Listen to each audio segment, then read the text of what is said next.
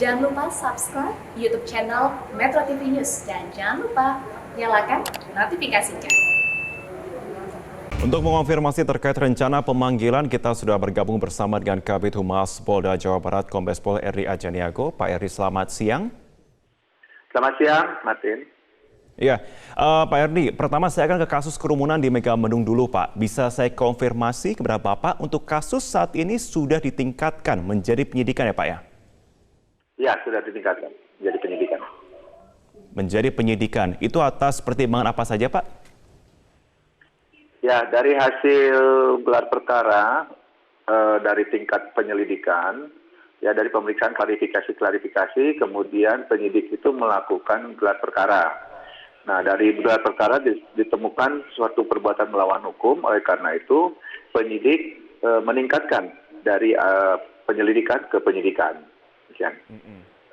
Oke, untuk jadwal pemanggilan akan kapan saja, Pak?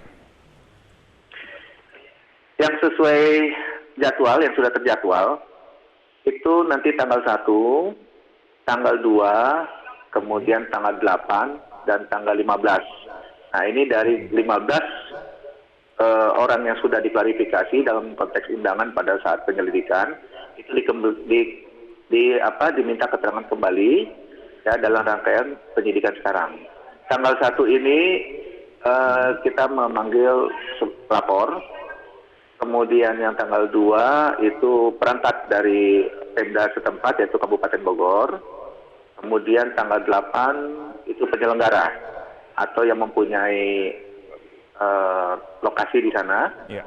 Nah, kemudian tanggal 15 itu akan diagendakan untuk ahli dari salah satu perguruan tinggi yang ada di Bandung. Baik, karena sifatnya sudah penyidikan artinya wajib untuk memenuhi pemanggilan. Jika ada penolakan bagaimana, Pak? Dalam penyidikan ya itu kita pro justisia. Jadi pemanggilan tersebut wajib dilakukan atau dilaksanakan oleh siapa yang dipanggil, kecuali ada hal-hal yang menyangkut kesehatan. Nah, ini kita bisa lihat. Karena kalau tidak, dalam pemanggilan tersebut ada beberapa mekanisme. Kita panggil pertama, panggilan kedua. Nah, ketika panggilan kedua tidak datang, nah ini sudah dengan perintah membawa atau dengan upaya paksa. Oke. Jika tetap ada penolakan ataupun tidak mengindahkan adanya permintaan untuk pemeriksaan lebih lanjut, apakah akan ada pengenaan pasal tambahan, Pak? Ya, ada, karena yang bersangkutan adalah menghalang-halangi proses penyidikan. Nah, itu ada pasal tersendiri. Nah, tetapi sekarang ini yang harus diperhatikan, harus dilaksanakan oleh saksi atau tersangka nantinya itu wajib, ya wajib harus mendatangi ke penyidik pada saat pemanggilan tersebut. Baik. Pak Erri, terkait dengan kasus di Rumah Sakit Umi, proses penyelidikan sejauh ini seperti apa? Ya, untuk kasus Rumah Sakit Umi yang ada di Bogor, itu beberapa hari yang lalu dari Satgas Covid, itu sudah membuat laporan polisi terkait masalah menghalang-halangi dari petugas dalam rangka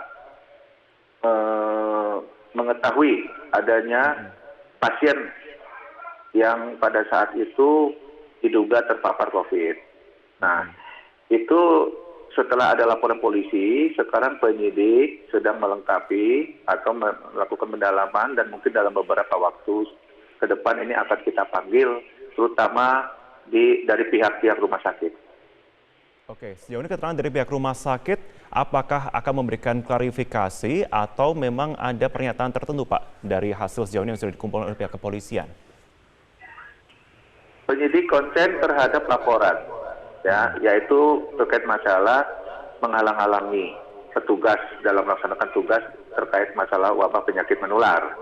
Di sini juga memang bisa kita lihat ya di dalam Undang-Undang Nomor 4 Tahun 1984 yaitu terkait masalah wabah penyakit menular.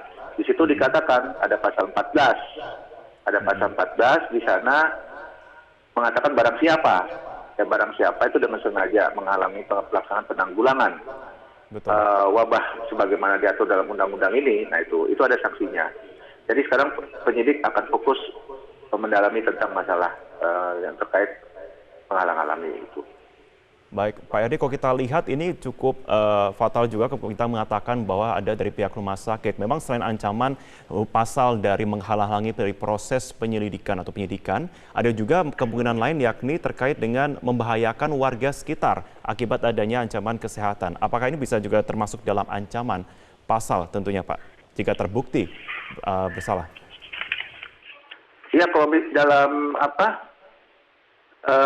masalah kesehatan ya itu juga bisa dikenakan di dalam pasal 56, 57 yang seperti kita ketahui bahwa saat sekarang ini kan sedang pandemi ya, pandemi COVID. Di situ pemerintah sudah menunjuk satuan tugas gugus COVID-nya. Nah, tujuannya apa? Yaitu untuk menyelamatkan pasien tersebut dengan menyelamatkan warga masyarakat.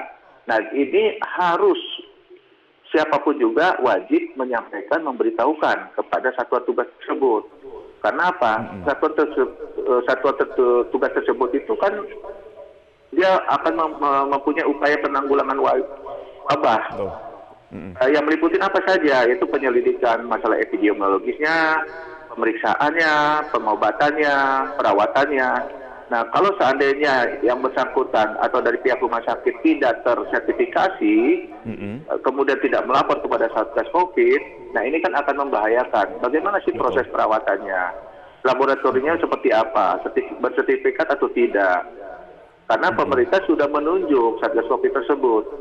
Dan ini wajib semuanya untuk melaporkan kepada satuan gugus tugas yang baik di tingkat pemerintah pusat, provinsi maupun di daerah-daerah sampai ke kecamatan. Ini wajib harus disampaikan. Ya. Baik. Kita tentunya akan menantikan seperti apa tentunya perkembangan langsung terutama dari Rumah Sakit Umi ini, Pak, karena kita melihat juga risiko ini juga cukup besar dan bahkan menjadi perhatian bersama. Terima kasih sudah bergabung bersama kami di Metro Siang, Kabid Humas Polda Jawa Barat, Kombes Pol RD Ajaniago. Selamat siang, Bapak.